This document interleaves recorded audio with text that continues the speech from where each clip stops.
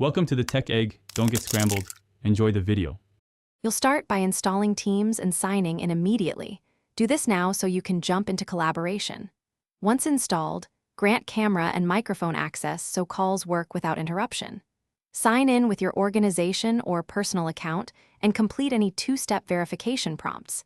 This secures your sessions. Make sure to set a profile photo and notification preferences so colleagues recognize you and you don't miss alerts. After these first steps, you're ready to join a team or open a chat and proceed to organize content. Now focus on how to move through chats, Teams, and Calendar. Tap Chat for quick messages or calls for direct voice and video. You can start a video with one tap.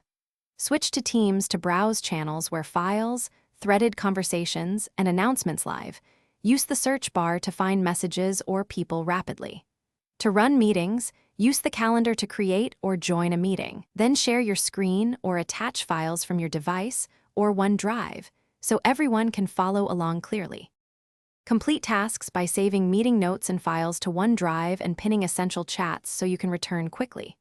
When on calls, manage participants, mute yourself when needed, and change backgrounds to reduce distractions. These controls keep meetings professional.